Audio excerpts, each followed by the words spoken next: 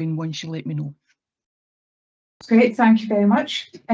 So I'm just going to start by saying just a few things. We've got some very happy news in that our Joint Dementia Initiative and Caledonia Service won the Excellence in Mental Health at the Scottish Social Services Award. That's quite hard for me to say.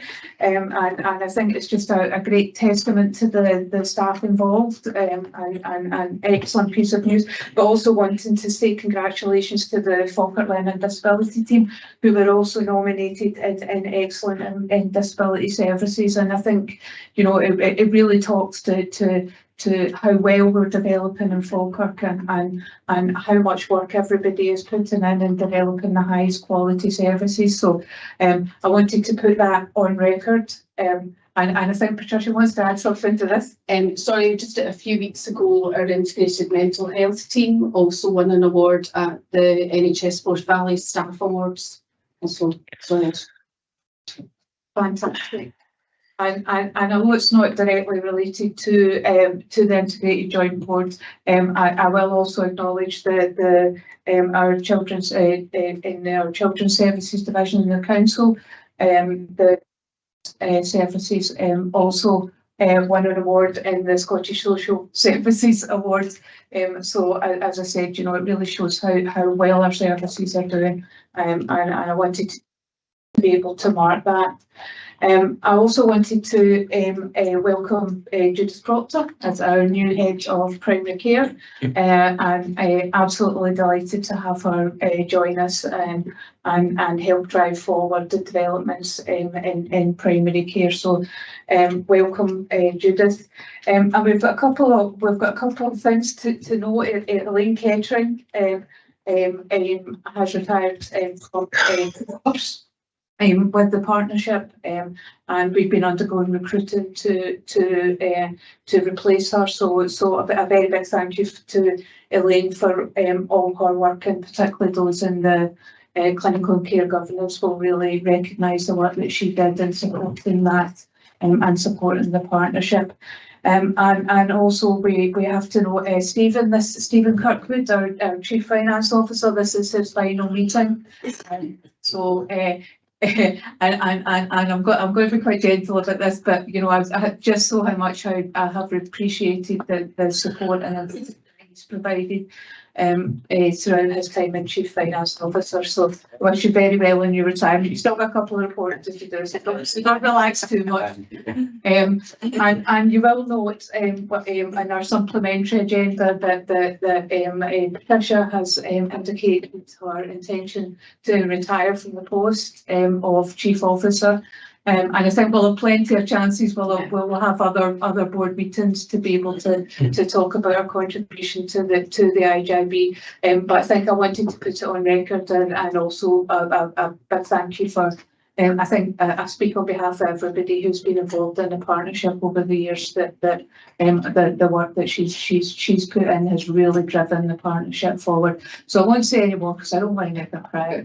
So with that, I'm going to just move on to the business of the meeting. I think I've managed to cover anything, but everything. But if I've missed anything, Patricia will pick it up for me. And just to for the minute of the last meeting, and as usual, I don't intend to go through every page. But if anyone has any corrections or amendments, I wonder if you could let me know now. And are we happy to approve the minutes then? Yes, good, thank you.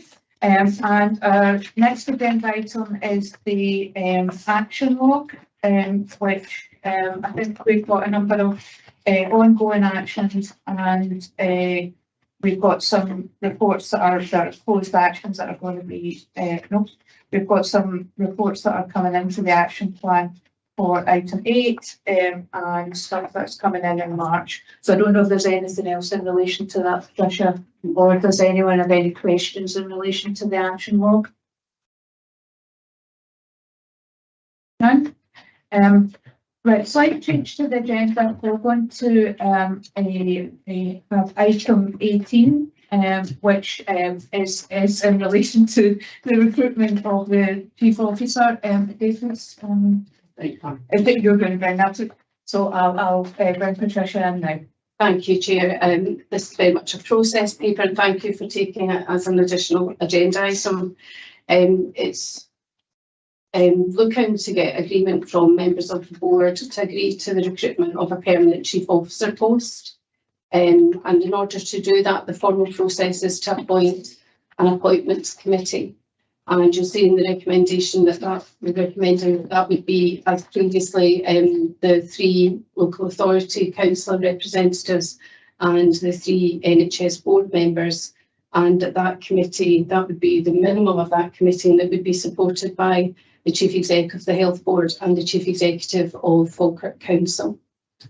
So asking you to agree that to approve the recruitment and appointment in the first place, but also to agree to set up an IGB appointments committee to lead the recruitment process. And just for members of the board, you'll know that all of our recruitment, we involve our stakeholders as part of a stakeholder panel.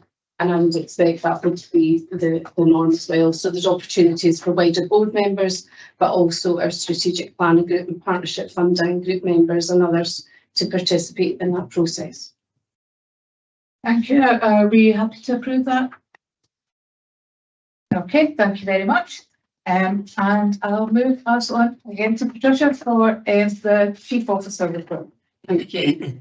So members, you'll see before you the chief officer report. There's a couple of things that I just want to highlight. In section 4 under the progress with integration, you'll see there's been developments with the prison services.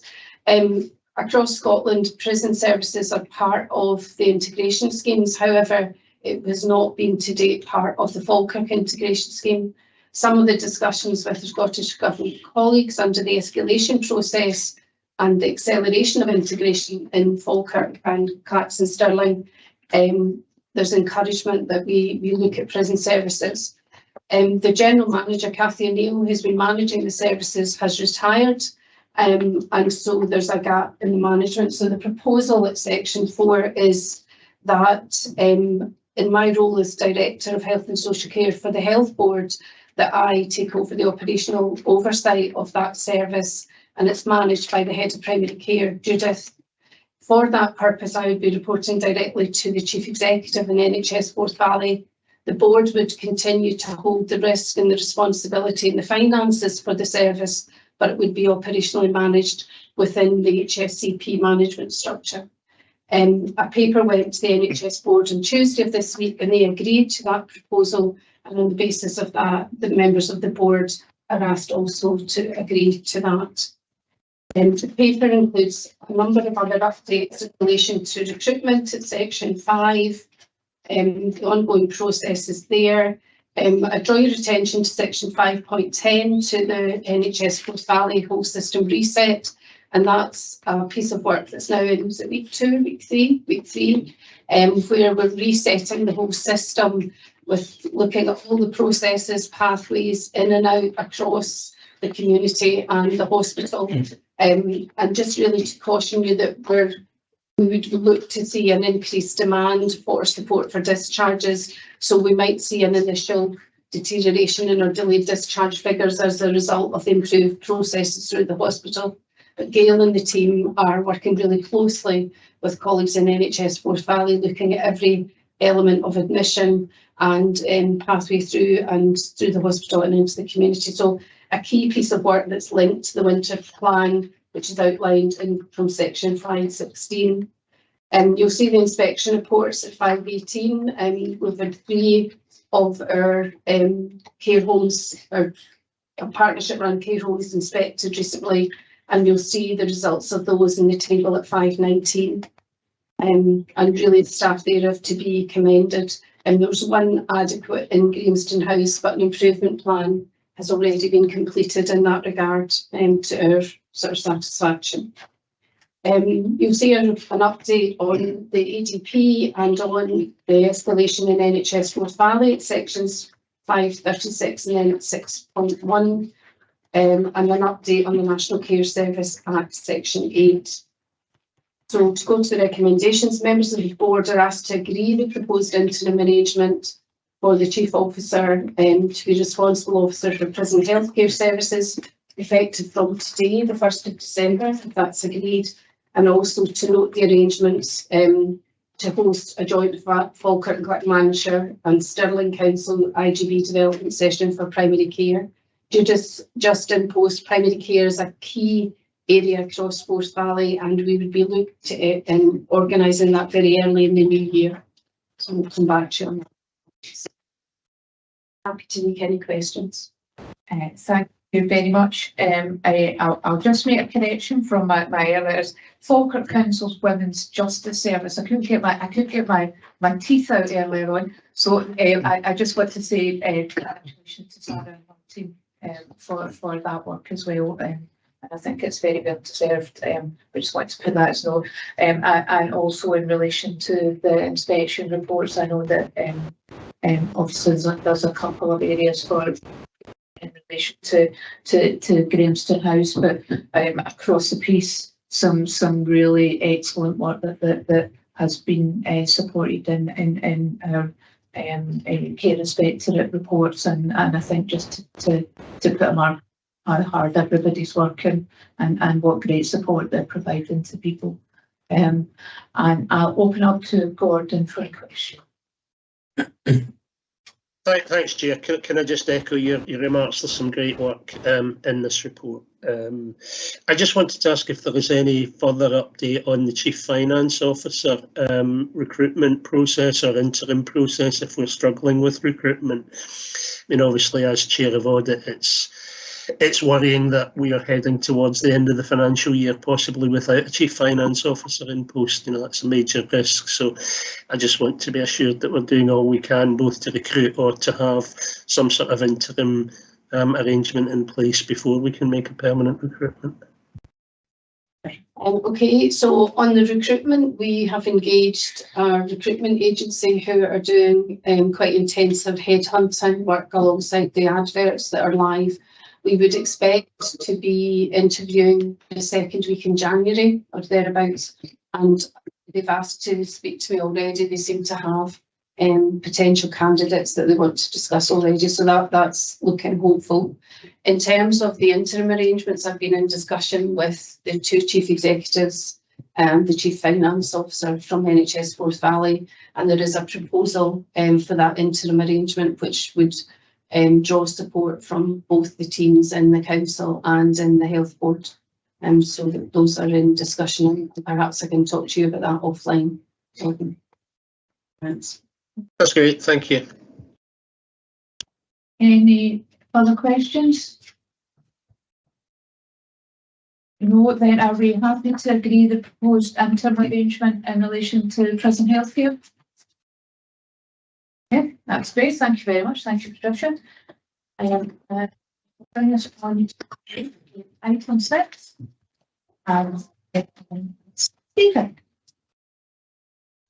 Thank you, Chair. So this is the first of 2 finance reports on today's agenda, and it provides an update, a summary of current year financial performance for the first 6 months of the year to the 30th of September. It includes forecasts for the full year, and it provides a good link to the business case later on the agenda, which focuses on next year's financial position. Section 3 of the report notes the movement in annual budget since the previous update to the IGB board back in September. The budget has increased by £5.251 million, and it now stands at £292.296 million. You can see that outlined in Table 1 within Section 3.2 of the report.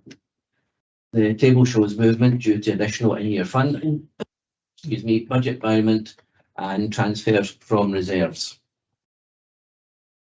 The revised budget requires updated directions to be issued to both Falkirk Council and NHS Forth Valley, and these can be found within Appendix 1 for approval.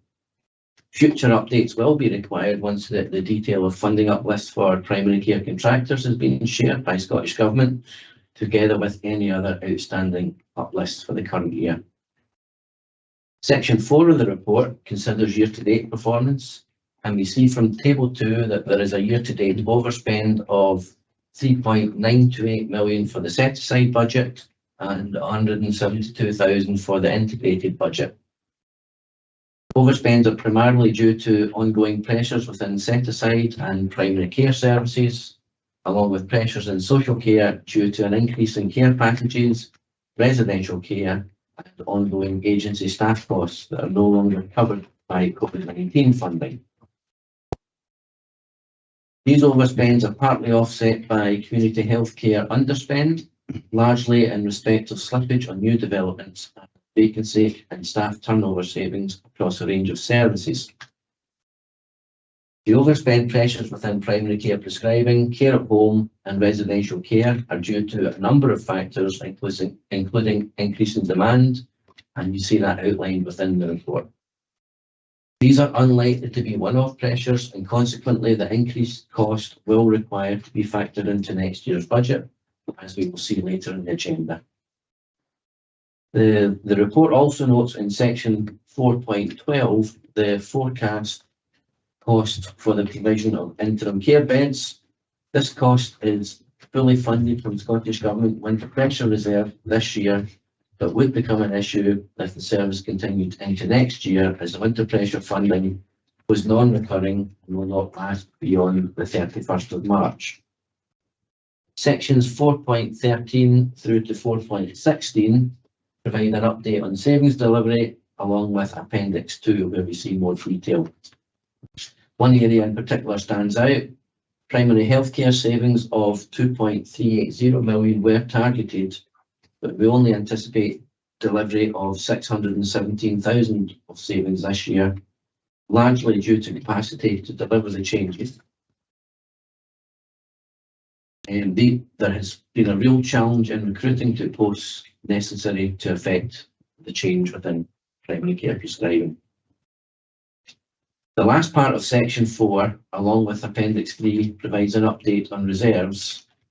So we look at the forecast outcome position within section 5. Table 4 reports a forecast overspend of £6.502 million for the set-aside budget, and a forecast overspend of £1.278 million for the integrated budget. As with the year-to-date position, the main drivers for the forecast overspend on the integrated budget are prescribing pressures, care at home and residential care. The extent of these pressures is masked by partly offsetting underspend, including staff turnover and vacancy savings, the planned use of non-recurring reserves per the business case, and slippage in funded new developments. That said, a forecast overspend of 1.278 million remains for the integrated budget, and recovery actions are outlined in section 5.4, including the release of further reserves, this time non-recurring balances brought forward from last year, as well as continued focus on reducing reliance on agency staffing. The last part of section 5 notes other financial risks that may not be fully captured in the current position. These include the current year SJC pay award, which has subsequently been settled, but where we're still working through the intricacies of the proposed funding contributions from Scottish Government. And care at home activity pressures, we have previously reported an 18% rise between March 22 and March 23, and we have since seen a further rise in activity of around 2,450 hours per week by the end of September. Now, some of this increased activity is due to increased capacity within the sector and our ability to address previously unmet demand, but some of it is due to ongoing new service demand, with challenges continuing across the health and social care sector. That's all I'd like to say about the report. It takes us back to the recommendations, and the IJB is asked to approve the breakdown of the payment to Falkirk Council and NHS Port Valley as per the direction summary in Appendix 1. Note the year-to-date overspends of 3.928 million for the set-aside budget and 172,000 for the integrated budget. Note the current forecast overspends for the same two budgets, and approve the recovery actions outlined in section 5.4 to address the integrated budget overspend. Note the ongoing risk in relation to the social care pay award, and note the increasing financial pressure in relation to care at home detailed in section 5.6. Thank you, Chair. Happy to take questions. Thank you, Stephen. Are there any questions? I've got a couple. Just, I suppose the issue in relation to the interim care beds, and obviously they end in the funding for that ends in the 31st of March. And I suppose what's the plan for, or the discussions that are around making a decision about their use going forward? Yep.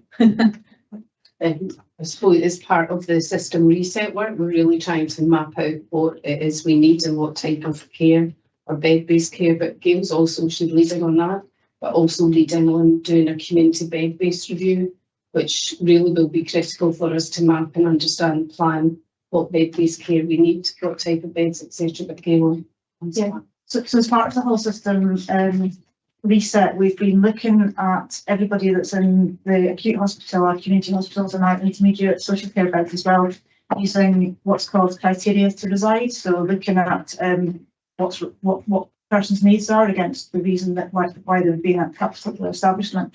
So that's really helping us understand and make our data more accurate. Hence Patricia's comments earlier about our delayed discharges are increasing because we have more accurate data, not because there's more people in the system. So that will help us from a planning perspective. We are scheduled as an SMT to have a discussion around our interim care beds.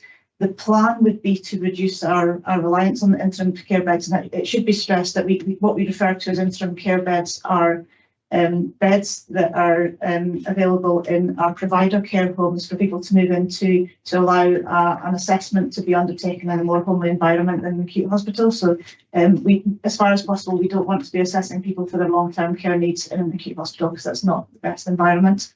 So we do think we will continue to need some interim care beds, but we think we'll hopefully be in a position to put more back into to reduce the number of interim care beds that we rely on.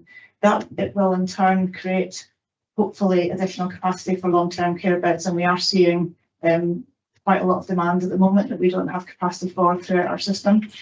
So we will bring an update on the outputs of our discussions to a future IJB.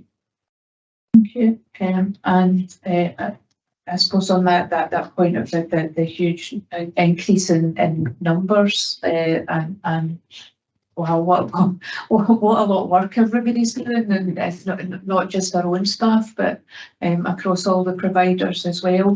And I suppose it does tie into around internal residential care homes as well. But I just wondered if there was any update on how the recruitment events had been progressing. Obviously, I've seen them advertised and just wondered how that had gone. Our recruitment event for qualified social workers went really well. Unfortunately, the most recent event for care staff hasn't gone so well. The events had significant numbers of people turn up, but subsequent events have had fewer. So we're actually looking at revising the model for those workshops and the locations. But we have been effective in filling posts.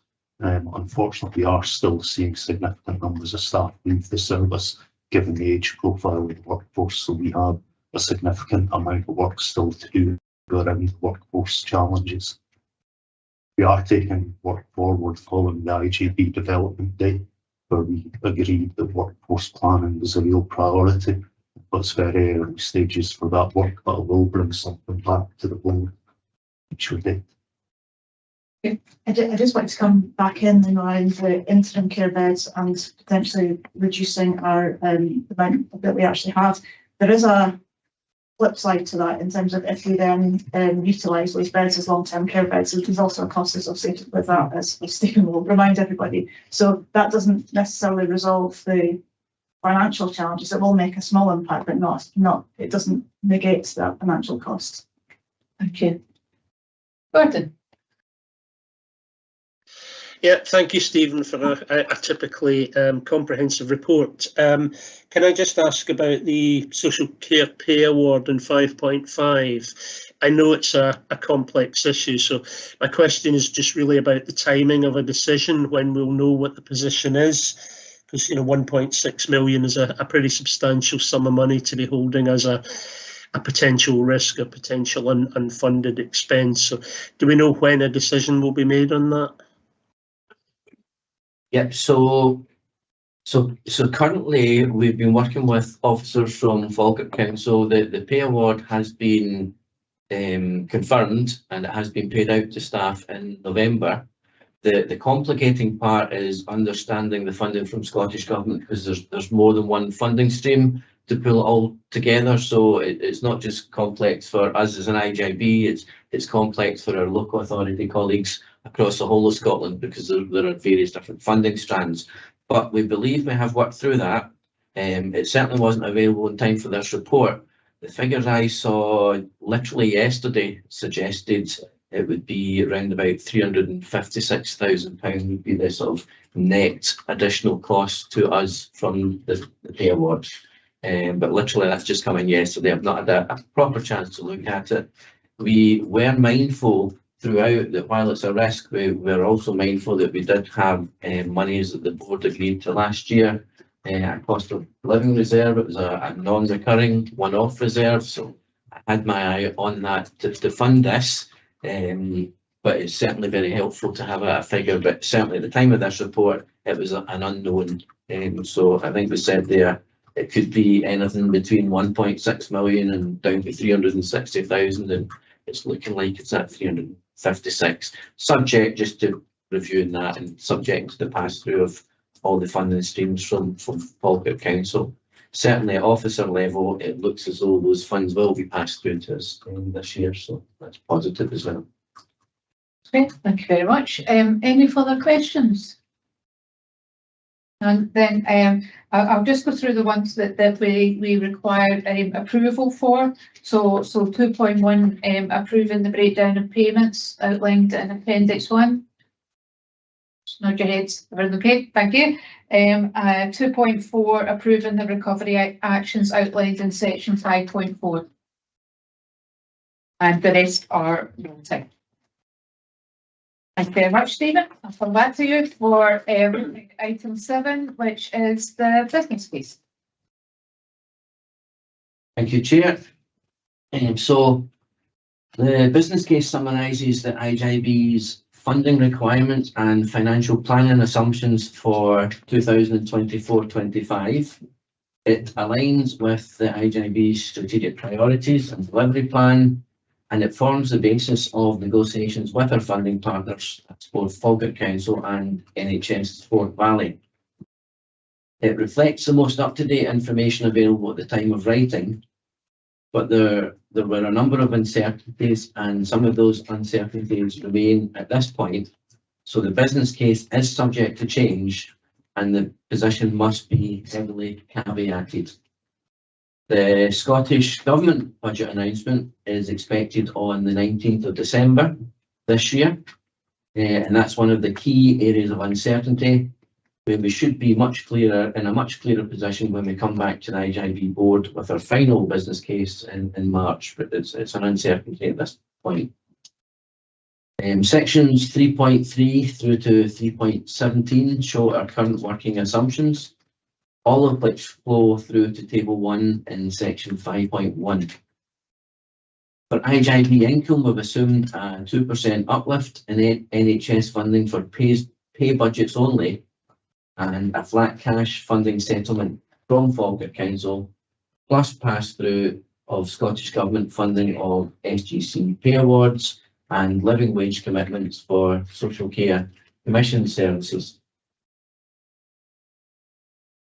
Board members will recall that the Council didn't pass the funding through for the 22-23 SGC pay award from Scottish Government last year, but the working assumption for myself and Falkirk Council officials is that the 2022-23 pay funding from Scottish Government will now be passed through to the IJB in 2024-25. The 2022-23 pay award was outstanding still at the time of writing this report, and we've just had an update with the last agenda item, which really is quite hot off the presses. In terms of inflationary cost pressures, we've assumed a 2% uplift on NHS pay costs only from 22, I beg your pardon. We've assumed a 2% uplift on the NHS pay costs and a 3% uplift on the council side. In terms of that NHS uplift, the working assumption again is that anything more than the 2% will be funded from Scottish Government, as it has been in previous years. The 3% on the council side is consistent with Falkirk Council's planning assumptions. For services commissioned from social care providers, we expect the living wage component to be fully funded by Scottish Government, while the IJB will require to meet any cost for a non-pays uplift component. We've based the non-pays component on September CPI currently, and we will monitor changes in the consumer price index as these changes are published through the Office of National Statistics. We've assumed a 5.5% uplift in prescribing costs, and section 1312 and 1313 outline new pressures for next year. Although it's not noted until later in the report, we've also factored in emerging pressures that can be seen in the current year financial position. And I referred earlier in the last agenda item to prescribing, residential and care at home pressures, reflecting demand for social health and social care services. Equally, we've recognised that some of the recruitment challenges we've seen for the past few years are likely to continue for the foreseeable future, and Martin provided an update again just at the last agenda item on some of those challenges we're continuing to face. Section 4 of the report touches briefly on the strategic plan. Then the core figures for 2024-25 are summarised in section 5 of the report. These figures indicate additional funding requirements of 28.474 million for next year, with expected funding increases from our partners of 9.112 million, resulting in an initial gap of 19.362 million in this case. Table 1 on page 48 summarises the various income and expenditure uplifts with separate columns for social care and healthcare and the overall total. I'll only touch on a couple of those figures just now, if I may. We expect funding of 6.468 million from Scottish Government to fund their commitment to living wage increases for social care providers, bringing minimum salary rates from £10.90 per hour to £12 per hour for direct care staff. However, we expect to pay providers an additional 7.955 million in the table, including allowance for non-pay inflation based on the September CPI index.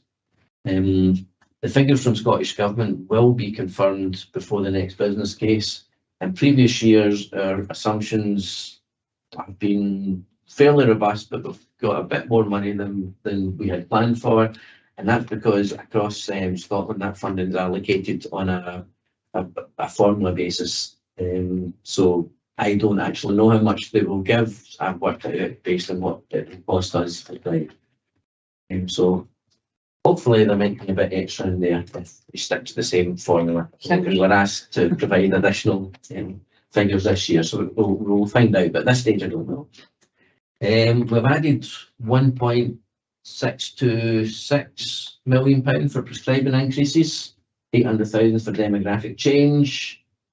We've added a further 2.648 million, that's a net figure for current year social care overspend pressures, and £4.866 million for underlying current year healthcare pressures. And that namely is the current year prescribing pressure once the non-recurring funding has been stripped out. There's also a further 6.502 million in respect of current year set aside pressure, although you also see this figure in the savings plan when we look at that section. The working assumptions in respect of set aside are described in section 5.4.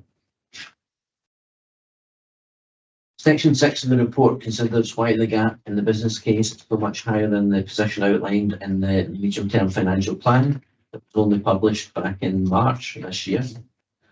Some of this is down to lower initial funding assumptions from NHS Forth Valley.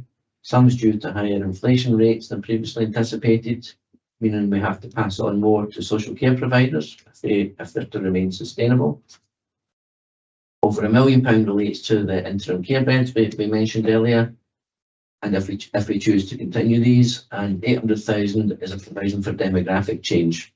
But by far the biggest movement is due to the demand-led pressures emerging in the current year. Section 7 discusses initial savings proposals to address the gap, and this is supported in more detail by Appendix 1. Within the appendix, you'll see there are a number of options that we are currently exploring and developing and refining. These are marked as to be confirmed TBC. Can't understate the enormity of the savings challenges that we're facing.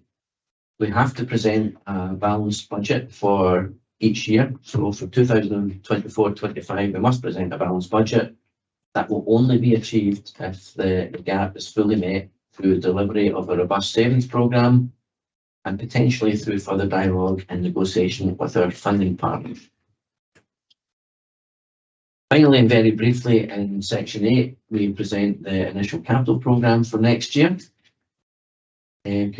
The conclusions recognise that the business case includes a number of uncertainties where the position may change in future, and Appendix 2 provides further detail of equalities impact assessments who we're at just now with these. I would finish just by saying that since we produced this first draft of the business case, the autumn statement has been produced, October inflation rates have been published. There's been more detail for the SGC pre-award, so it can be updated for that too. And the Corporate Finance Network has released further information on how the NHS system is planning their financial assumptions for next year. Current year forecast will continue to be refined. Savings plans will continue to be developed, and the next iteration of the business case will certainly have the bones of what we have just now, but it will also look different. That just takes me back to the recommendations. And the IJB is asked to approve the draft business case to inform initial negotiations with the Council and NHS Forth Valley in respect of the level of payment for the next financial year. Thanks, Stephen. Do we have any questions or comments? In that case, I've just got a couple. There's 2 points under the new and emerging pressures. One is around care placements for children transitioning into adult care, and I wonder if someone could expand on that a little bit. And also on 3.13, around the formal review of the service requirements around the hospice and hospice at home, and I just wondered if there's a timescale on that. So perhaps I could talk to the first one first off, if that's okay, Chair. This is a figure that's been provided to me through through liaison, essentially with our children and families and with their finance colleagues. Essentially, people, once they reach a certain age, transfer from the responsibility of our children's social work services through to ourselves. So this was the figure that I have received as being the sort of additional cost burden of people who are just transitioning, reaching that age gap and moving into adult social care. I don't know that I've added much more to what it said there, other than the figure was one that was provided to me. I can find out more about it. Yeah, I think I was kind of trying to work out where the figure had come from as well. Martin? I was just going to say, every year we have children that transition into adult services, and generally they do come, so a lot of them come with really high cost care packages.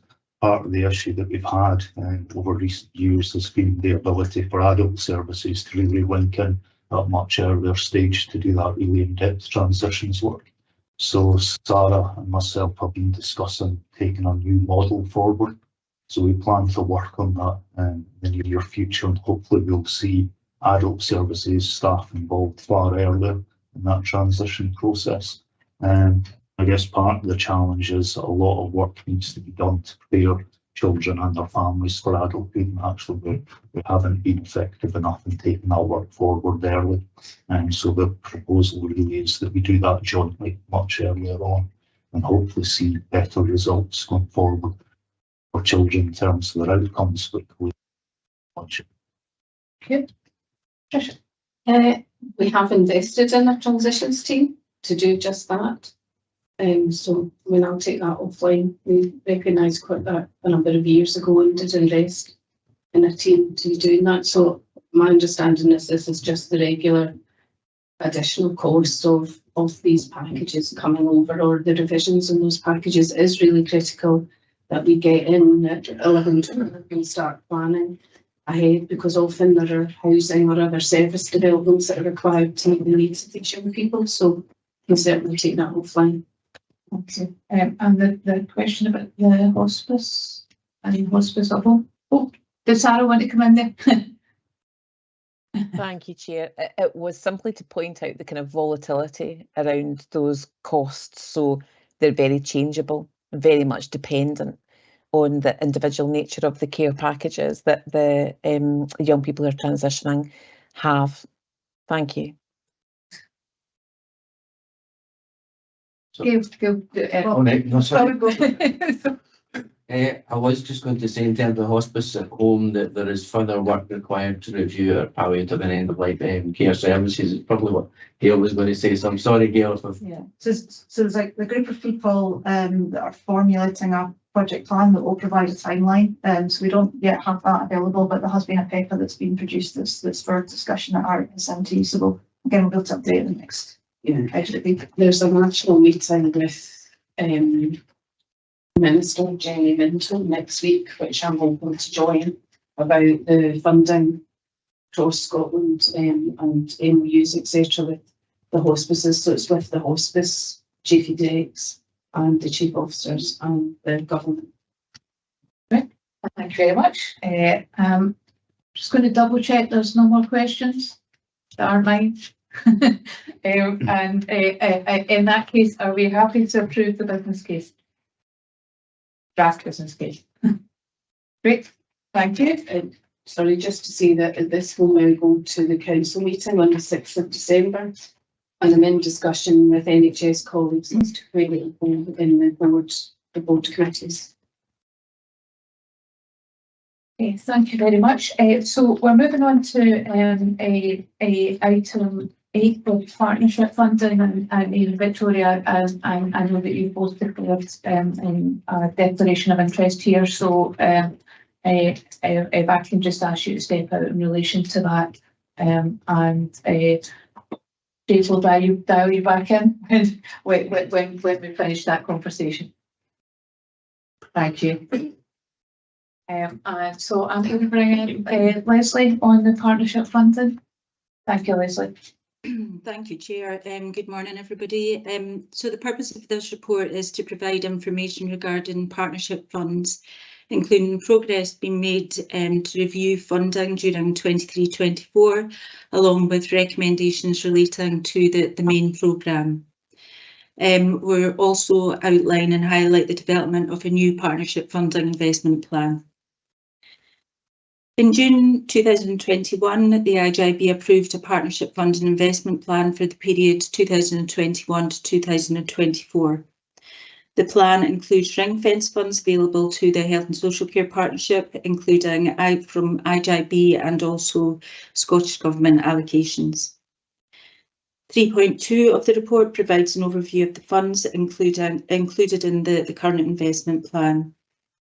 It should be noted that this includes recurring and non-recurring funding. A single investment plan provides consistent oversight of investment, of the governance processes and also the impact of that investment. The plan is due for renewal on the 1st of April 2024. Excuse me. A review is currently being undertaken of all of the funding strands within the plan, which will inform the new plan going forward. 4.2 of the report notes a significant budget reduction for the main programme in 24-25. This is due to mainstreaming of 1.4 million partnership funds and also allocation of the full level of reserves during 21 to 24 period. In 2023-24, the total projected investment of the main programme funds is 2.65 million. It's anticipated that in 24-25, the budget will be 1.48 million recurring budget and 360,000 non-recurring budget. That means that in 2024-25, the total budget will be 1.84 million. On this basis, the reduction is 1.16 million, excluding reserves, or 0.8 million if we take the reserves into consideration as well. Due to this reduction, our initial focus has been on the main programme in terms of reviewing across the strands of funds. Following an initial review of monitoring information from each of the projects and services, the Partnership Funding Group, which is a subgroup of the Strategic Planning Group, was reconvened in September time to undertake an assessment of impact and consider future investments. In developing a consistent and transparent process, Partnership Funding Group agreed principles and criteria, and these are set out within 4.5 of the report. All project leads were asked to complete a recommissioning proposal, and this proposal asked for confirmation that ongoing funding was required. It also asked for future activity proposals and also the impact of any potential disinvestment, including an equalities impact assessment. There were some key themes emerging from the review process, which have impacted on some of the recommendations set out in Appendix 1. These included management fees, which were discussed at length by the Partnership Funding Group. We note that it is acceptable for management fees to be included within projects in terms of full cost recoveries, but there is a significant variance ranging from 7.5% to 23%. The Partnership Funding Group have recommended that further discussion is taken forward around about management fees, and this will be included within the future investment plan. The group also focused on mainstreaming, discussed mainstreaming, which has been recommended for some projects, but it should be noted that mainstreaming also reduces the overall budget. With regard to statutory partner services, the Partnership Funding Group focused on two areas. These were the implications for services delivered on a Forth Valley-wide basis and the requirement for a coordinated approach to decision making.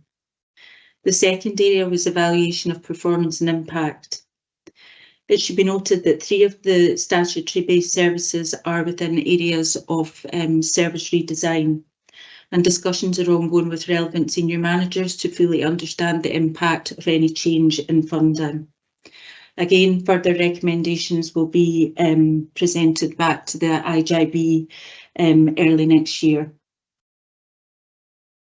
Due to the programme approach that's taken to partnership funds, we have the opportunity to consider the most effective use of funds across all of the various strands. We'll work with the commissioning leads to discuss proposals and affordability within the available partnership funding resource. In summary, the main programme budget for 24-25 is 1.84 million. The total funding request from partners is 2.5 million. Appendix 1 provides recommendations to support 2.28 million, and the budget to support this decision will be through the main programme and also movement in other partnership funding budgets. The IJB is asked to approve funding recommendations provided within Appendix 1.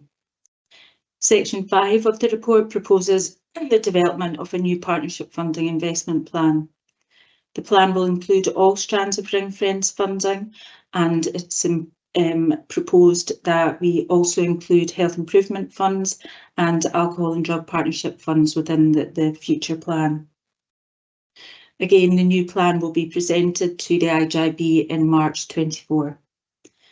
The recommendations of this report are to approve recommendations made within Appendix 1, to note the implications of these recommendations on other funds, and to approve the development of the new investment plan with the inclusion of health improvement funds and alcohol and drug partnership funds. Thank you. I'm happy to take any questions. Thank you very much, Leslie. I'll open it up for questions. Jim. Yeah, thank you, Chair. Excuse me, my voice seems to have gone here. On 4.9 management fees, there are 3 questions actually. Do we have a total value of what the management fees are, for all these organisations, out of the money that we give them, a total cost? Second question is, do you have a sort of idea what the likely cap is going to be? And then the third question really is, in terms of the 7.5 to 23%, without naming organisations, does it mean smaller organisations nationally have a higher management fee, or, how does it stack up? It'd be good to know that. Thank you. Thanks, Fiona. Listen. Thanks. So in terms of the range, what we typically find with management fees is that the larger national organisations who provide local services will apply a more significant level of management fee, and that generally is on top of the kind of the delivery cost for the project. So it's a fee that then will go to their national overheads. In terms of the total cost, I'm afraid I don't have a total cost for management fees. I can tell you that one of the organisations that we considered, the one organisation, the management fee required is around about £33,000 on top of the projects that are supported, which is obviously significant. The challenge that we have around about this is that the organisations in question, of which there are a few, provide really fairly essential and important services. So they include Alzheimer's Scotland, Food Train, RVS, just to give some examples. If we were to consider or take a decision that we were to pay no of management fees, that would mean that we would have to look at recommissioning local organisations, and obviously that would take some significant time to do. And on that basis, the initial recommendation is that we continue to support these organisations and review on an ongoing basis.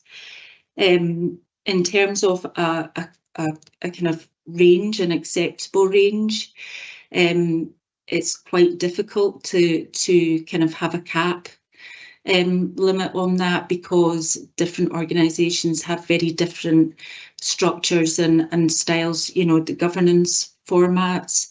I would think that, the view of the Partnership Funding Group is that the range should be as low as possible. I would agree with that, but I think we also need to consider what services are available on a local basis, and the alternatives that we can actually bring in. I think that's what I can say about management fees for just now. Is there an opportunity then to, because it's obviously quite hard negotiating with these different groups and saying, well, look, you need to reduce your management fees, but are you able to say perhaps in the future to groups, similar groups that are doing, looking after similar populations, if you like, look, there's another group and they're only charging 15% and you're charging 23%, so we'd like you to come down to the lower level, In other words, there should be some parity between different groups that do similar functions. That would make a lot of sense. The other thing, which is obvious, it doesn't necessarily fall within our remit, but whenever not all the time, but if I donate money to charity, one of the things I look at are the administration costs, how much of my money really is going to the cause. And there is obviously a public perspective from that, Absolutely. We have already had quite detailed discussion with the organisations in question. They're fairly clear that they have pared back their central costs as much as possible over the past few years, and that in some cases, or actually in all of the cases, they've said that without the management fees, they would not be able to provide the service, and so they would have to withdraw from local delivery. So that needs to be obviously taken into consideration. Yeah, quite a challenge. No, thank you for that. Thank you for the information. Thanks, Fiona. Thank you. Thanks, Jim. Are you bringing Gordon then? Yeah, it was actually on the same issue exactly. So Leslie has answered at least some of the question I was going to raise. I mean, as someone who has worked for and with volunteer organisations for many years, I would always defend the right to have full cost recovery. But I do accept that 23% on the face of it does seem a very high figure. But I think it does need to be very much looked at a case-by-case basis. Because, for example, one organisation may employ a part-time finance officer locally, so that would count as a programme cost, whereas another doing exactly the same thing does it through their head office, so it would be included in management fees. So it is difficult just to say, blanket, everyone should have X% and no more. I guess the question I wanted to raise, Leslie, was on what basis have the figures in the report been calculated? Do they include the full management costs that organisations have asked for, or has there already been some reduction following the negotiations you've mentioned in the figures that we're being asked to approve? So at this point, they have the figures within the report are what has been requested. There has been no reduction to those management costs. What we've done is met with each of the organisations and looked at what, as you've said there, the costs to deliver the local service actually are, and stripped those out, and then looked at what the contribution to the national costs are as well.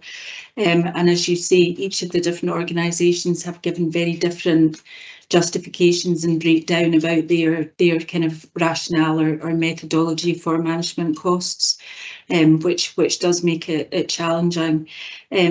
Apologies, I should have mentioned as well previously that we have been really transparent with the permission of the organisations. We have discussed and highlighted the differences, and actually stated, that X organisation is 7.5, you're 23. Why? What's the difference there?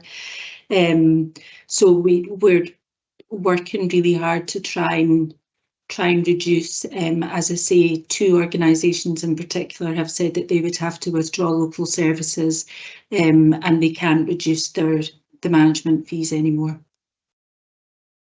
No, that seems like a very sensible approach. Thank you, Leslie. Do we have any further questions? Stephen? Could I just take this opportunity to record my appreciation of Leslie and the Partnership Funding Group, and actually the structure that the IJB has in place for these funds, because as a chief finance officer, trying to manage the core funds is a challenge. It's a different set of challenges with partnership project type funds. And I have confidence through the current mechanisms, the processes we've got in place, that the funds are well managed, that there's a good review of why we're given the funds, and that's not necessarily the case in every organisation. So it's made my job a lot easier. So thank you, Leslie. Yeah. Thank you. I just like to mention a couple of things, and I think just the importance of obviously going through the list. There's never easy decisions in relation to the support that we really want to offer across the piece. And I know there's a couple of ones that are about not investing and not funding, and others that we're looking at reviewing about how this is the service and how this is supported going forward.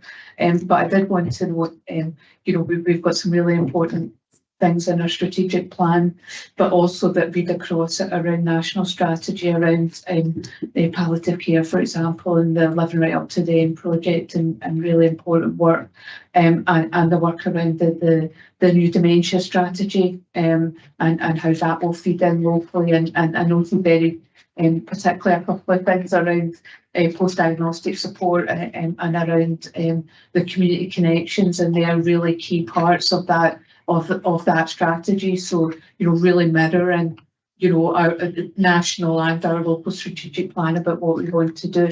And I did want to note the ongoing commitment to dates and mates and neighbourhood network when we reviewed day services. It was very much saying that this isn't about taking something away and replacing it with nothing. It's about really making sure that individuals have opportunities within their own communities and have the opportunity to continue the relationships and friendships that they've built over many years, and to build new ones as well. And I think these are such important projects. But I think I wanted to say that because I know that it was something that the families and indeed the individuals who use those services were very keen to see that those things continued, and that we're able to continue to fund those through. The main programme is excellent. So I'm just going to bring in Patricia. Yeah, I think that's really important, and it's been a particular strength in Falkirk is that work with the third sector and looking at ways we can support strength in our communities. And it's really important that with the pressures on the acute hospital and the importance of the data around delays and discharge, that we are not too drawn too far to that. We have to, yes, focus on that, but we cannot improve flow and outcomes for people without having the infrastructure, the social connections, the variety of services that meet the variety of needs that we have in our communities. So it's something really that Falkirk IGB has held really fast to. So I think it's really important that we do not lose sight of that. And the collaboration that is the partnership funding group is really critical to that, because we've got lots of voices in the room looking at every element of that investment, and it's important we continue to invest that in line with the strategic plan. The annual report absolutely reflects the return on investment and the impact of the investment that we have with third sector organisations and our communities. So it's something we just, as a touchstone, looking forward to. So in that case, I'll just take us to the decisions, which are to approve the funding recommendations in Appendix 1, noting the implications of those, and improving the inclusion of funding related to the ADP and the Health Improvement Fund into new partnership funding investment plan. Are we all happy to do that? I'm going to just maybe take we'll go for a 10-minute break. So we'll go for 45. We'll go for 45. and give everyone a chance to stretch their legs, get coffee, but also enable us to bring Victoria and Ian back into the meeting as well. So we'll just take a short break. As usual, don't leave the meeting, just switch your camera and microphone.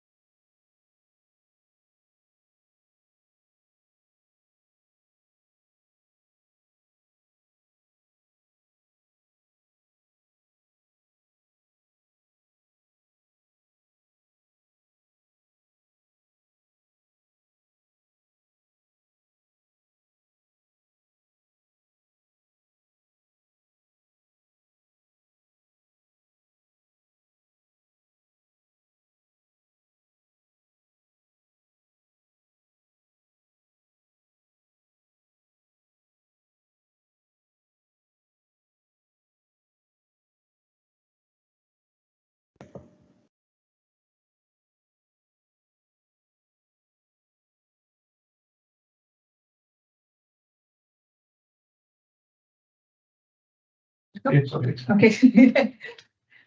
Welcome back, everybody. Hope you managed to get a coffee and stretch your legs a little bit. So we'll move right on to the care and support at home contract strategy. And I'll move over to Martin, this huge piece of work that he's been doing. Yeah, thank you, Chair. The cover report basically highlights some of the background, the context, and really the high-level principles around the framework strategy, which is attached to Appendix 1. Members may recall that the Falkirk framework ended over a year ago, and at that time the board took the decision that we would use Scotland Excel for a period of 12 months. In part, given that we were still coming out of the COVID-19 pandemic, and we had just entered into this financial crisis at that time, and we wanted a bit of stability in the care at home market before we launched the Falkirk framework. So really this strategy is the result of probably 12 months work, looking at actually what do we need in terms of a care at home framework for the external providers, and how can we build a model for external care at home provision that actually will reflect the changes that we plan to make to the in-house service. Members may recall that probably 3 years ago I brought a paper to the board which outlined a new model for our in-house care at home service that would see that model shift from one that provided in the main maintenance care provision to a model that provides reablement, urgent response services with an element of maintenance provision to really provide a small maintenance service where the partnership are really the providers of last resort. In reality, that would be responding to maintenance provision care needs where the external providers either cannot provide due to a location, or have had real challenges in terms of that provision due to family dynamics or whatever. But we needed to keep an in-house maintenance, really, as I said, to be the provider of last resort to ensure that people could continue to get a service. So the strategy really looks to develop the external market to work in partnership with that new model for the in-house service. It's probably worth highlighting that work has been ongoing probably for a couple of years now to get the in-house service to the point where it can deliver that 3-stage model. And we anticipate it'll probably be ready to do that within the next 12 to 18 months. So this strategy really needs to be viewed in context of the wider service changes. The strategy was developed on the back of I suppose development of a UIG, a user intelligence group, which included a broad range of stakeholders, legal services, procurement advisors, NHS colleagues, and representation from the private sector, as well as members of the partnership senior leadership team. There was also consultation with external providers and a number of our service users. And so the model put forward really within the strategy is the accumulation of that consultation. Some of the big changes to the framework, as opposed to the last Falkirk framework, are that move to 2 lots. The old framework had 7 lots, and there was 1 for each category of complex care, which actually led to a number of challenges. One of the major challenges was people put in different rates for different lots. So, for example, if we had a provider who said they provided specialist services for people with addiction issues, for example, they would charge us a higher rate. But when we asked them to evidence some of that specialist training that they had and some of that specialist intervention they could provide, a lot of providers actually really struggled. So in order to simplify the process going forward, we've agreed now that there will be 2 lots. There will be 1 that provides care at home, which is your basic home care model. And really that's to deliver, I suppose, the 3 personal care agenda items, the direct hands-on care provision. The second lot will provide what's called supported services, and that's really services that support people to stay engaged in their communities. It might be help to live independently in terms of managing their household income or whatever, but equally it may be ensuring that they remain integrated as possible within their communities. Another significant change is we have moved, or we are proposing to move to a contract where we cap the rate. In Falkirk at the moment, providers put in a whole range of rates, even though a number of providers deliver very similar services, we can find significant variation. So some providers may charge us £18 an hour, other providers may charge us £27 an hour for the same service. We have looked at national rates for care at home provision. We have done significant amount, or rather Stephen's done a significant amount of work looking at what a fair and equitable rate would be, and we plan to cap the rate offered within the framework at that level. It takes into account the future increase in terms of the real living wage, as well as the inflationary increases that Stephen kind of touched on earlier. So the offer of that rate will be fair, and it should enable providers to recruit staff, pay the living wage, adopt fairer working practices, and still make some profit. We have floated that idea with providers, and the feedback was fairly mixed. I have to say there was some really positive feedback and there was some less positive feedback, as you can imagine. What we will see within Falkirk is some people will see an increase in terms of the hourly rate, and others will see a slight decrease in terms of the new capped rate. Another major change for us is how we score providers. The current model relies on something like 40% quality and 60% price. So what I mean by that is the way we allocate work to providers on the framework is we currently put out a package of care. Providers will come in and bid for that package of care, and the one with the lowest price and the best quality will get the package.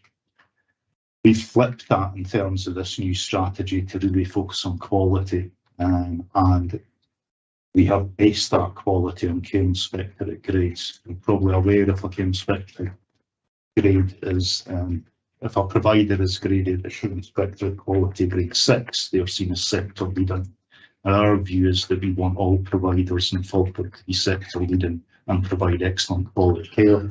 So the weighting going forward will be 90% quality and 10% price. Part of the logic behind that is if we cap the rate, the majority of providers will probably come in near or close to that cap rate. So pricing is less important than quality. So the focus on quality in terms of provision will be 90% for those that grade 6, 72% for those that grade 5, or 42% for those that grade 4. And our hope is that that will encourage providers to increase and improve the quality.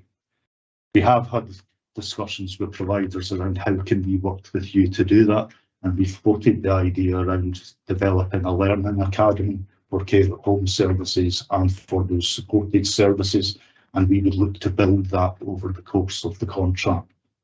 Contract framework really stresses the importance of working in partnership and working in a collaborative way, not just with the health and social care partnership and individual providers, but actually with all our providers and across providers. So the expectation is that we will work collaboratively with all providers to improve the quality of care across the whole sector. Those are really the key highlights for me anyway in terms of the strategy. I appreciate it's a really lengthy strategy document. Hopefully you've had a chance to read it, and I hope that the paper really sets out some of the, I guess, the key principles and the ambitions that we have for that framework. And hopefully my introduction there has given you a few of the key messages, but I'm happy to take any questions. Well, actually, I should probably also add, given that the council commissioned this contract, should the IGIB approve the contract strategy today, I then would take the report and the recommendations to the executive committee of the council. There's an executive committee scheduled for the 6th of December, and I would hope to take the report there for their approval to following approval. Thanks. Thank you very much. I'm going to open it up for questions or comments. I'll start with Margot and then bring Roger. Margot. Right, just to commend the whole philosophy behind this and the central nature of the views of service users. What, out of interest, were their key areas of importance in the care they receive at home?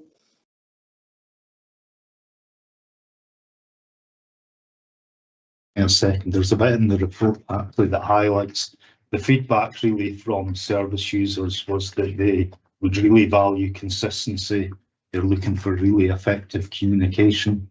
They're looking for choice and control in a service that's really person-centred and meets their needs. They talked about capacity and services being short of staff and how could we develop that. They also really talked about the duration, timescales and lengths of visits. They talked a lot about trust and continuity of care. So for me, I suppose the response to that is that whole system approach. And going forward, our hope is that the in-house service really focuses on that enablement approach to help people achieve their personal outcomes. And then work very closely with the external market should people need continuation of care to actually ensure that the external providers are really clear around the outcomes and what work they need to carry on to deliver those outcomes in partnership with the person.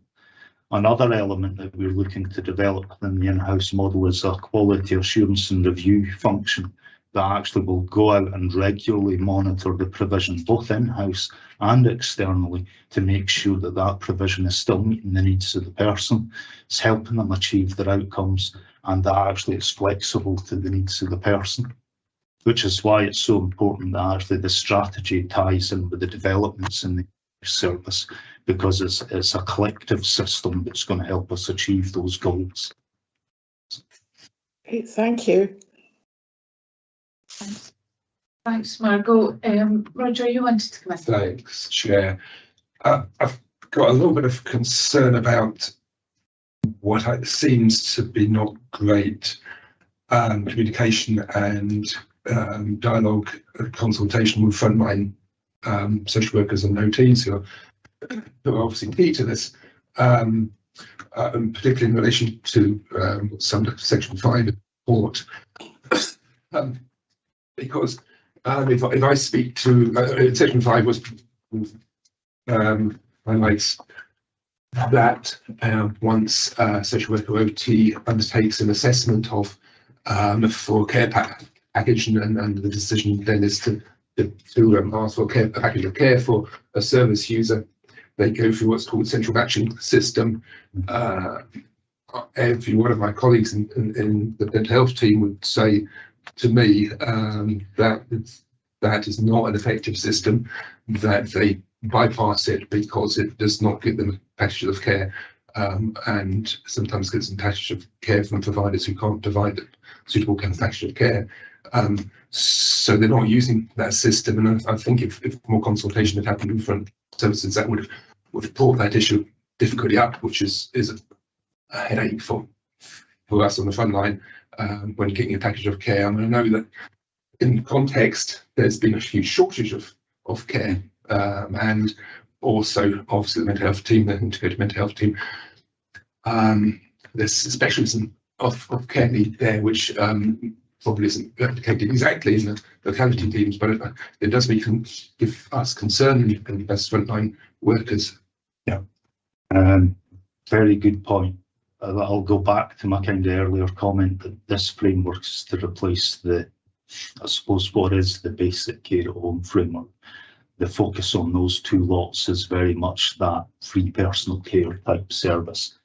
We recognise when we were developing the framework that actually there are those that require complex care and require real specialist provision, but that's not the remit of this framework. So running alongside this, we will still have the complex care panel, and we're looking to review that to make sure that actually we can provide complex care for people, but that won't be through this framework. So we are looking at, and actually I have to say there was quite wide consultation with members from the mental health team, learning disability team particularly, because their concern was that this framework would not give them that quality service and that specialist input that they require for certain service users. And we made it really clear that actually we need to look at a separate process for those complex care cases that require specialist provision, because that's not within this framework. This really is aimed at, I suppose, our mainstream service users rather than those that require, I guess, complex specialist services. Now, part of the challenge that we had previously on the old framework was it was very difficult to evidence what made someone a specialist provider. So similar to what we've recently done in terms of the residential care for younger adults, we are looking at that complex care process around checking out people's qualification to undertake and bid for specialist provision, but it's not within this framework agreement. So there is still other work to do around that within the complex care plan. So hopefully that gives you some assurance. There's no expectation that all our care at home requests or community support requests will go through the framework. This is for people, I would hate to say lower level needs, but it's people whose needs don't require that level of specialist intervention. Any time frame for that? Well, we already have the complex care panel and asked the chair of that panel to review it. And they did. I think one of the difficulties was we tried bringing it into the framework and actually it became so complex, and we would have ended up with probably 25 lots and real challenges looking at how could someone evidence that actually they provide specialist substance use services or mental health services, or a whole range of different mental health services. And we ended up going down a rabbit hole, which is why we brought it back to that real basic care provision. But conscious, the complex care panel still needs to be reviewed. So there should be no change in terms of how the mental health team, for example, or the learning disability team commission that care in the immediate term, and they will be included very much in that development in the complex care panel. Now, it may be that the work comes out at the end of that and identifies that actually we do need a framework for specialist provision, but that will be a separate framework, and it would involve wider consultation with the different stakeholders. Thanks, Martin. Can I bring in Gordon? Thanks, Chair. Thanks, Martin. I'm very supportive of the quality-led approach and work to improve quality on the basis that you said. That makes perfect sense to me. Just in relation to provider feedback, I mean, I can understand some of them might be a little upset that there is that cap in the price, of course. I just wondered if you can give, have there been any examples of providers saying they simply couldn't provide for that level? And I guess the corollary is, are we assured that we will be able to get sufficient providers at the price set to meet the needs that are there? I have to say the feedback from providers has now been extremely positive. I have to say Stephen is still working on what that capped rate will be, so that could change. We are finalising the specification now, and actually would expect to have that finalised probably by the end of next week. At that point we will set the cap, but we have looked nationally at what other providers pay. We have looked at, I can't remember the name of the organisation, some social care kind of national body that actually talks about rates across the country. We've looked at that, we've considered the increases to the living wage, we've considered the impact of the significant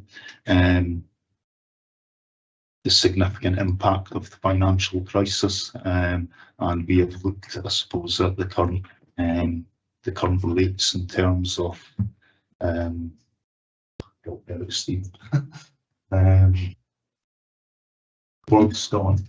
We used the UK Healthcare Association information as one of our sources. We also used Scottish Government information. We used our knowledge of the Scotland Excel framework as well as our local framework. So we've looked at a variety of different rates on different systems.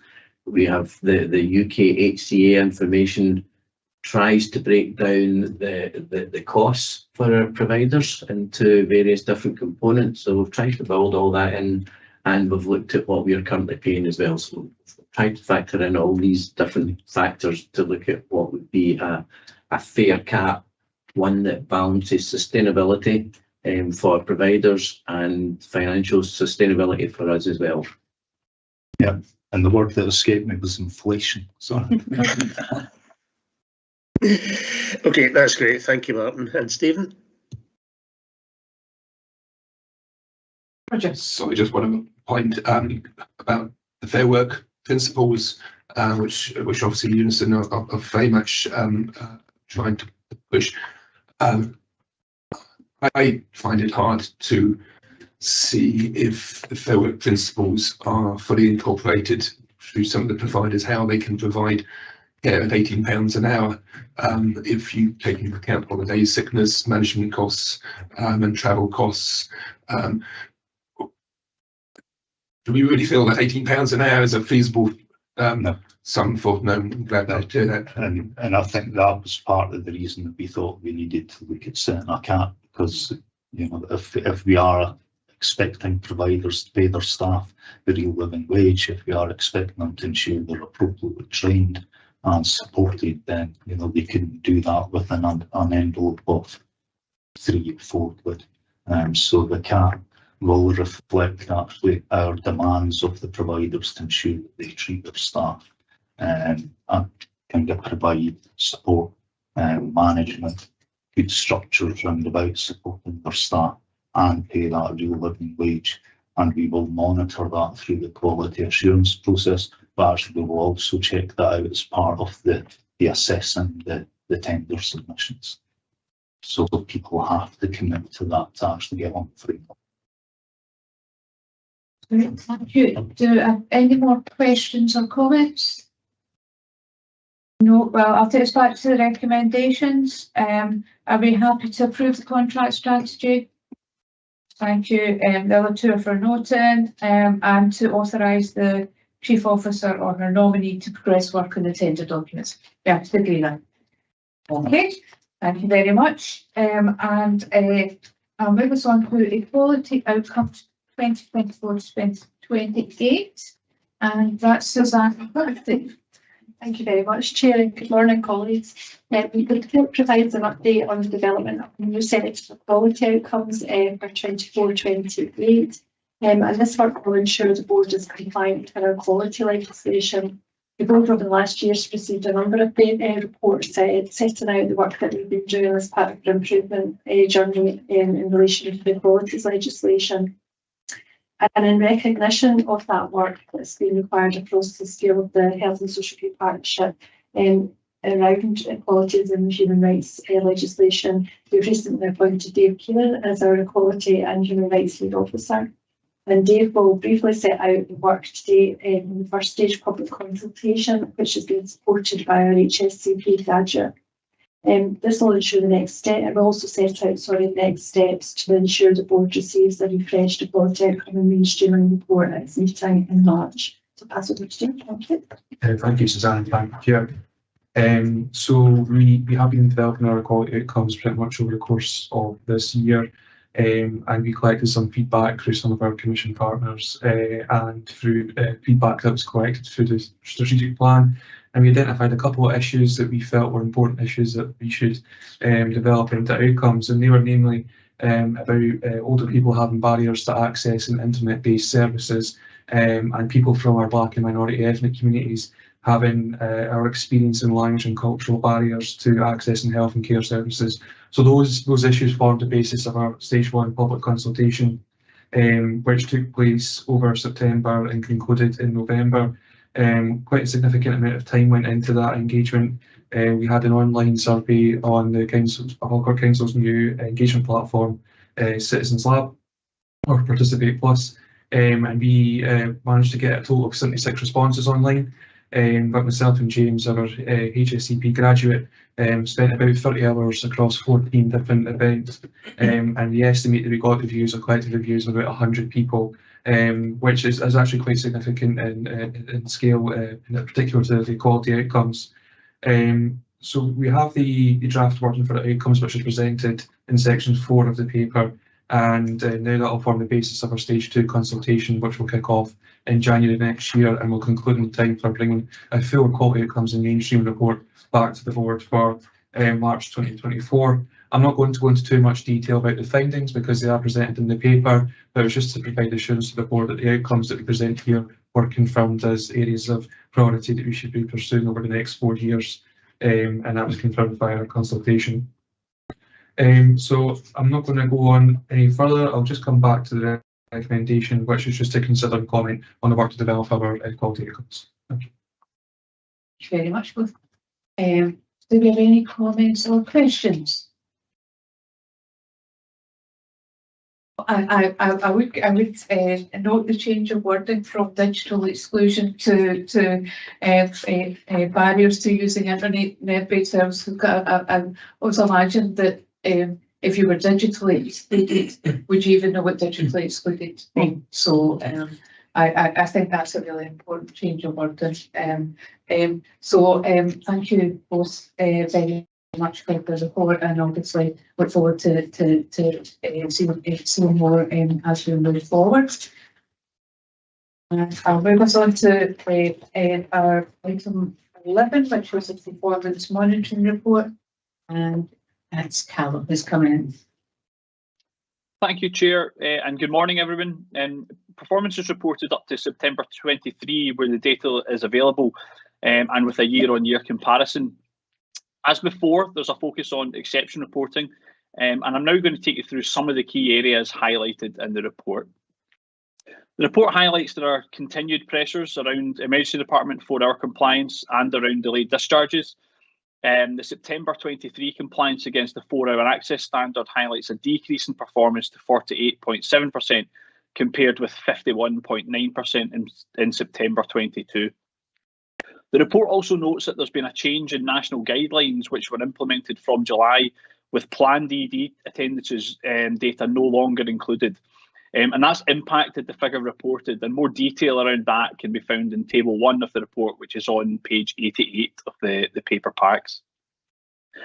The delayed discharge September 23 census is noted as 66 total delays, and that's compared to 70 delays at the previous September.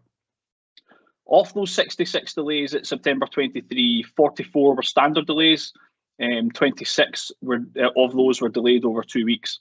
We also had 22 guardianship or Code 9 delays. From our standard delays, the most common reason behind the delay was a wait for residential care. The overall position remains under continual review, and sections 3.1 and 3.2 of the report provide some further detail as well as some of the actions ongoing to support these areas. For complaints, Social Work Adult Services received 42 complaints in the period April to September, with a response timescale compliance of 74%. NHS Services received 28 complaints in the period, with a response timescale of 35.7%. The Clinical and Care Governance Committee continues to oversee complaints performance as well as monitoring the underlying themes. For sickness absence, for Social Work Adult Services, the overall sickness absence figure for the first half of 23-24 was 10%, which is compared to 11.5% for the same period in the previous year. So a decrease of 1.5 percentage points.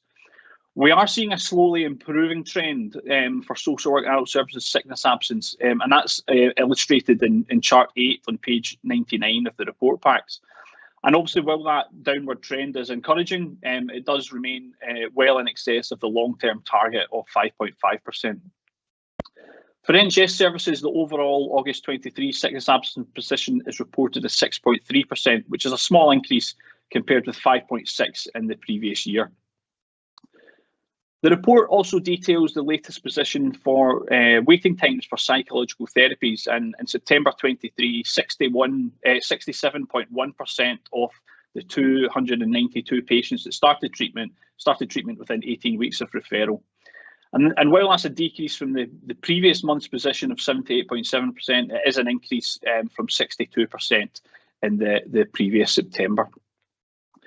And returning to the recommendations, the board is asked to consider and comment on the content of the report and to note that appropriate actions continue to be taken to address the issues identified. Thank you for listening, and happy to take any questions you might have. Thanks very much, Callum. I'll open up for any questions. Well, I have one very brief one around the and I don't really know if there's an answer to this. I'm just interested in relation to delayed discharge. Obviously, the wait for residential care is the most given reason. Would we expect to see? Obviously, there's a lot of work with the reset at NHS Forth Valley. There's the work with the faith-based review. Would we expect to see some of that improvement coming through in the next set, or might it be a bit of a bumpy ride for a wee while? So I think one of the things that's coming through the whole system reset, and in terms of our intelligence of the data, is the importance around early intervention and prevention. So in terms of when people are turning up at hospital, to make sure that we're taking every action to, if they don't need acute care, to support them home as quickly as possible, and then their outcomes will be much better, and they're less likely to, people are less likely to go down the direction of potentially requiring long-term care. So that work's been flagged. Excuse me. So that's about changing processes, systems, and cultures. So it's quite difficult to say when we expect that would have an impact in terms of our demand for long-term care. At the moment, in terms of the current demand that we are seeing and the waiting list that we have for people who do require long-term care, as ever, we're looking at a range of different opportunities to work with our providers to support that gap. It needs to be sort of stressed that most of our care home provision sits with external providers, and it's at their discretion whether or not they accept new people into their care homes.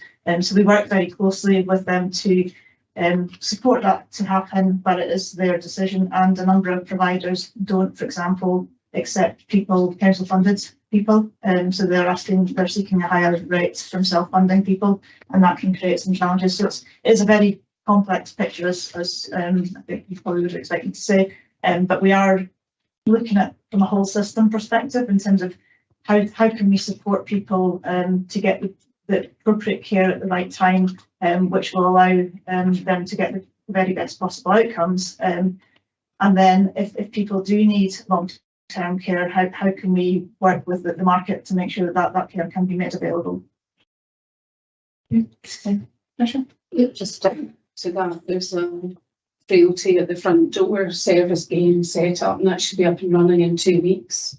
And that should help. We know that there are fewer people attending the hospital, but there are more people being admitted, and they're staying a lot longer than pre-COVID. So, and the majority of those people are elderly.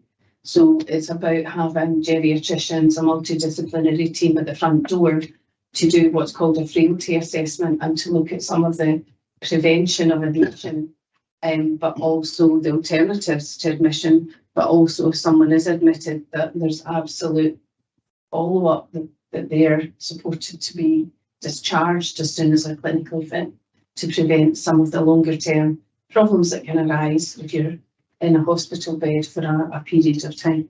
So there's a variety of things, but I just thought it'd be helpful to flag up the frailty intervention. Thanks. Thank you. Margot. Right, it's just a very quick question on complaints, and it's really to see if does the patient relations team work with the care opinion, because it would seem to me that care opinion sort of mitigate some complaints and reduce their number through communication, because to me, a lot of complaints arise from poor communication. Yeah, Margot, we do use care opinion across, we introduced it across all of our social care services and all services in the partnership. So the report that goes to the Clinical Care Governance Committee includes the detail on the care opinion activity that we've had most recently, and it is very helpful, and it does enable us and managers at the front line to immediately respond to any issues. We do receive a lot of compliments and positive feedback through that process as well, and that's also reported to Clinical Care Governance. Thank you. Margot, Jim. Yeah, thank you, Fiona. Point 11.1 on absence. There's just a couple of points actually. Where it says 7.64%, a slight deterioration from 6.71. It's just perhaps my interpretation. I don't think that is a slight deterioration. It's actually an 18% deterioration.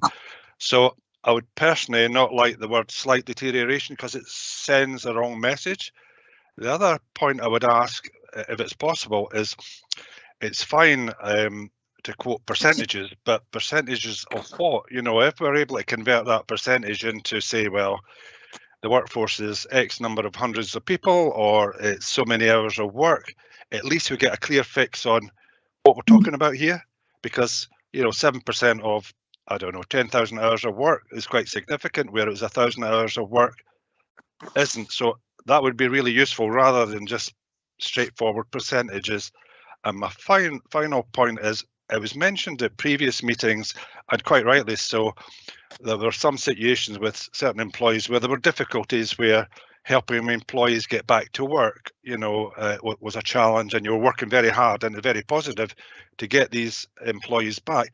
It'd be useful to know not the names of the employees, but what success you've had in that. You know, if you've managed to get, 10, 20 employees back to work that have had either any kind of health or mental health issues or whatever, personal issues, because I think it's important, although I've raised some negatives there, it's important to add in positives, where things are actually happening, because I would imagine that the vast majority of people want to work, so it's nice to see a positive aspect. So it was just really to see if you're able to fulfill any of those last couple of requests. Thanks. I suppose there's two parts to that question. Yeah. So one is about how the absence is articulated, and there's percentages. Is there another way of doing it? So that's one question, and I guess the other question is around those who've been on that long-term support to return to work, and I guess the examples of good practice might be the best way to put that. About how we talk about success in that, and I don't know who wants to take this one out. I'm happy to chip in on some of that, if that's okay. Thank you, Chair. So yes, thank you for the comments there. I can go away and work with the teams to improve the context around the absence reporting. So we could also convert to hours as well. So if that is helpful. And just building on that point about adding something a little bit positive. Yep. So we did see that decrease in absence for social work adult services, and what we can see when we look deeper into the data is that that's due to long-term absences is starting to come down, which is pleasing. Good. Well, that's good. No, thank you. Any change would be positive. Thank you. Thanks, Chair. I think it was Kim. Yeah, just to add, so that detail around an operational level in terms of long-term sickness absence trends, improvement activities that are ongoing, that's reported and discussed at our operational management team meeting on a monthly basis as well. So there is that oversight and operational management level. Okay, thank you very much for that. Thanks. Thank you very much, everybody, and thank you, Callum, for presenting the report, and obviously we noted the content and have had a bit of a chat about it, so thank you very much. I'll move it right on to the IJB governance report. There's something. Yes, thank you, Chair. And this report is just to read the proposed timetable of IJB meetings for 24 and note the forward planner for next year, to agree the proposed timetable for the Clinical Care Governance Committee, and to note that the lead officer for climate change from Falkirk Council has submitted the IJB's annual climate change report. As we all know, we tend to meet on a Friday, and that always begins at 9:30. So at 4.2, that you can see the dates for the IJB meetings and 4 proposed dates for our board development sessions as well. The draft forward planner is attached to Appendix 1. That aims to map out the work of the board to ensure that all statutory deadlines are met. But as always, that may be subject to change and to reflect priorities and issues that are fed back to the board. Unfortunately, due to unforeseen circumstances, our Clinical and Care Governance Committee was unable to meet in November. And in the event that we can't get the committee to reconvene this month before Christmas, the board's asked to approve the proposed meeting dates for the Clinical and Care Governance Committee, again starting at 9:30 AM. The Audit Committee has already considered its programme meetings and approved that its meeting on the 17th of November. And at section 5 there, obviously the IJB has a responsibility to produce an annual climate change report, and it's just to note that the lead officer for climate change has submitted that IJB annual climate change report to Sustainable Scotland Network by the due deadline of the 30th of November. So just hand back over to you, Chair. Thank you. Okay, just check whether there's anything that any questions anybody has in relation to the governance report. Obviously, we'll get all the dates out to everybody to mark their calendar up. I definitely need that because I got lost amongst the calendar appointments otherwise. So we'd be happy to agree the oops, Jim. Yeah, there's just a quick thing, Fiona. I was going to ask this question later on, but a previous meeting, it was mentioned that perhaps we could, as a board, meet up with the primary care pharmacy advisors or the people that manage the prescriptions and formulary, etc. I just wondered if that was going to be factored in either to one of these board development meetings or separately, so that it didn't just slip off the agenda. Because I think I feel it'd be really useful. I don't know if anyone else would think it'd be useful to understand what's going on behind the scenes. Thanks. Thank you, Councillor Flynn. Yes, we're planning a joint session as previously discussed with the Clacton Stirling IJB. We're proposing that board development session date of the 2nd of February. We're just waiting for Clacton Stirling to consider that and come back. But by that point, Judith will be in a couple of months, and we'll, with the team, the broader team that you refer to, be able to present with our GP colleagues a comprehensive overview of all things primary care. Thanks. That's great. Thank you very much. So in that case, I'll be happy to agree the timetable for both the IJB meetings and the Clinical and Care Governance Committee. Yep, no disagreement there. That's great. Thank you. We've got 2 reports together from Paul, which is the current HSCP communications update, and also we have one which was submitted to the meeting on the 29th of September, which we weren't able to take. So I shall hand over to you, Paul. Fantastic. Thank you. Good morning. So of course I'm here to present our quarterly communication update. So I'll also cover the previous one at item 16 together. So I'll pull through the things that I think you need to most hear, but mostly covering the most recent one.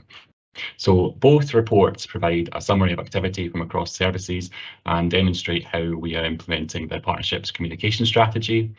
So most recently, the summary of media coverage from July to September in this report includes 17 pieces of media coverage, which is over 176,000 opportunities to see in our target publications, which are the Falkirk Herald, Daily Record and Falkirk Live.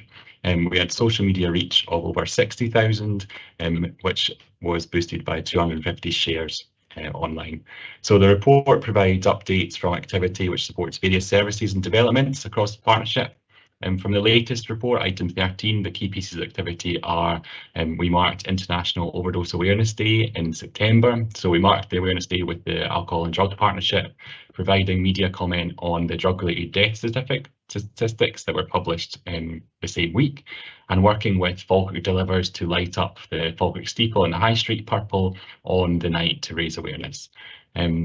We also had some activity with Thornton Gardens. So as most of you know, in May, the temporary registration put in place during the pandemic for Thornton came to an end, which returned the service to its original registration, providing short breaks and respite care for adults with a learning disability. So to help relaunch the service, they held a successful open day in September, reintroducing itself to staff in other areas, local neighbours in Bonnybridge and people who may wish to access the service. So through the open day, the team were fundraising to transform one of the communal rooms into a games room, looking to purchase a games console, gaming chairs and pool table. And I'm pleased to share that the team exceeded their target on the day, and you might have seen coverage in this week's Falkirk Herald, which shows off the new games room and commends Thornton for the transformation over the past year, which was noted in the recent Care Inspector report. So if you haven't seen that article or seen the pictures from Thornton, I encourage you to go onto the partnership's website and the news pages, and there's a gallery of some of the themed rooms and the work that the staff have been doing to improve the look and service they've got there in Bonnybridge. Also in item 13, I should note the commencement of a new winter health communications group. So this has been chaired by the Scottish Government and is convened to coordinate a response to winter challenges. So it meets fortnightly at the moment and brings together comms colleagues in NHS boards, local authorities and partnerships. And then a few from item 16, just to note the rollout of care opinion has been completed. So we did a news release, internal briefings and staff training sessions earlier this year to launch the new platform. And most recently we brought in our third sector partners as well. So they are now set up to receive feedback and are receiving some quite positive stories. So I encourage you to go onto Care Opinion and see the feedback that people are receiving. And probably just note that links to the previous I've just spoken about Thornton Gardens seem to be winning on getting the most reviews on Care Opinion. They don't seem to let anyone out the door without a Care Opinion review in. So there's lots of positive stories from that service, which I encourage you to go and see. And then in the world of recruitment, we've been working with colleagues across the council to promote the refresh structure and career development opportunities in social work teams. So you might have seen the news releases and recruitment videos that we produced as part of that, or seen the recruitment event which we had at the end of October, which was quite successful. So at the end of both documents, there are complete lists of media coverage with online links if you wish to see. And I should also note at the end of the item 16 September board, there is an annual review of communication activity, which just provides an update on the progressive actions from the communication strategy. So it shows over the last year what we most focused on, which were recruitment, strategic planning, and board updates and funding opportunities. The communication strategy is approaching the end of its 3-year lifespan, so pleased to share that the update shows that 28 of 31 actions have been delivered or put into regular practice now, and the 3 remaining actions are underway, and they involve award nominations and communication training needs, so that will be addressed by the end of the strategy period, which leads on to upcoming activity. So after the new year, of course, we'll be developing refresh, communication, participation and engagement strategies to replace the current documents, and those drafts for approval are due at the IGB's June meeting. Also coming up, there'll be a lot of work around the production of locality plans, so the pre-engagement activity and consultation expected to begin early in the new year. So I'll just return to the recommendations of both item 13 and 16, which are to consider and comment on the content of the reports. Thank you. That's great. Thank you very much, Paul. As usual, I love these reports. I'm a long-term comms geek, particularly when you get into opportunities to see and things like that. And I think, you know, there's just been so much activity that has gone on, and that constant mention of the services across the area, and Team Falkirk, hashtag Team Falkirk, which I'm loving. And I think probably I don't know whether I mentioned it before, but I think the update about the Falkirk claims is the best place to grow over in Scotland. I mean, what a brilliant achievement by people who work in this area across all sectors. And I think for those of us who live here, and I hope I've got a while to go, but a really important thing. So everybody keep up the good work. And I'm going to open up for any comments or questions.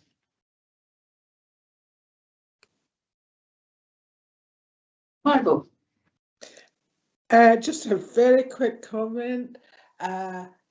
Should we have a sort of strap line as Glasgow did in the past, like, Glasgow's miles better?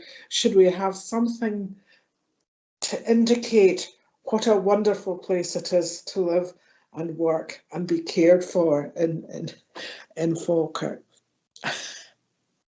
Do you know, I think that sort of work is actually maybe already underway with some of the wider Falkirk Council comms colleagues. I know that they've been looking at branding of the council and how we position the council as an employer and things like that. So I do actually think that the corporate comms colleagues actually have something in hand under that. So watch that space. Great.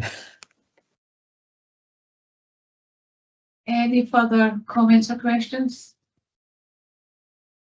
No? Well, in that case, thank you very much, Paul, and thank you for reports. And I shall move us directly on to our next report, which is item 14, which is the annual assurance statements. And over to Suzanne. Thank you very much, and thanks, colleagues. And the report presents the 2022-23 annual assurance statements, and those are for Audit Committee, Clinical Care Governance Committee, and the Joint Staff Forum. The annual assurance statements are prepared by the respective committees and are agreed by them before they're presented to the board. This ensures compliance with the previously internal audit recommendation on our IJB assurance framework. As noted in the report, the committees and the Joint Staff Forum have concluded they have effectively discharged their responsibilities during the reporting year. Appendix 1 to 3 provide more detail with respect to attendance, meeting dates and business of each group. In addition, the board received approved minutes of their meetings, and all reports for those are publicly available as of minutes meetings. In conclusion, the board is asked to consider and comment on the annual assurance statements as noted at 2.1 report, and happy to take any questions. Very much. I'll open up for any questions or comments? No? Well, in that case, thank you very much for the statements. Just get yourself onto the right page. And we're now the Information Governance Assurance Reports 2022-23, and I'm going to pass over to Sarah. Good morning, everyone. I am here as the Integrated Joint Board's Data Protection Officer to present the assurance report regarding the IJB's information governance activities and compliance. This assessment is specific to the records and information belonging to the IJB. As highlighted in previous reports, the IJB has limited exposure from an information governance perspective because it processes limited records and information in its own right. The majority of processing is undertaken by either the Health Board or local authority, which have their own systems in place to manage their statutory compliance. As a rule, the IJB is supported by the processes which are in place by the partner organisations and can consequently be reasonably assured that appropriate arrangements are in place. As reflected in this report, the current arrangements in place to meet requirements under data protection and records management legislation are working well, and there are no areas of concern to highlight at this time. In terms of access to information legislation, I would highlight that all freedom of information requests received by the IJB are coordinated by my unit within NHS Forth Valley. While there has been an increase in requests received by the IJB, the overall volume remains minimal, with only 10 requests received for the reporting period. In general, requests received by the IJB tend to ask for information which is held by either the partner organisations, and so they're responded to in terms of information not held. That said, I would note to the board that the volume of requests received by NHS Forth Valley has steadily increased over the last decade, and our resources and processes have not adequately kept pace. This means that we are finding it's consistently more challenging to answer requests on time, and some requests received by the IJB have been impacted as a result. I would like to assure the board that we have initiated a remediation project to examine our process, systems, training and resource, which will enable us to design a service which is able to meet current demand and is fit for the future. That project is underway and is being monitored by NHS Forth Valley's Information Governance Group. Overall, our assessment is that the board's information governance arrangements remain reasonable. While there is a current weakness in terms of compliance with freedom of information legislation, this issue is isolated within a broader framework of functioning controls. The matter has been identified and the action being taken to resolve the situation is being actively monitored. Consequently, I would recommend a reasonable assurance assessment at this time, and I ask the board to consider the report. I'm very happy to take questions. Thank you very much, Sarah. I shall open it up for any comments or questions.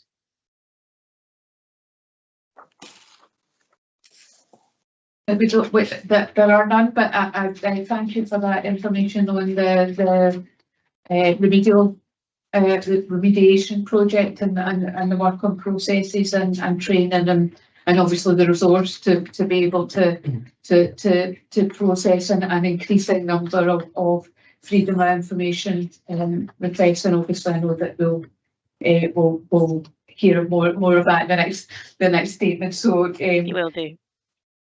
So thank you very much for that, and I think we might be on our last item. I've got different papers. They approve the minutes. Thank you very much.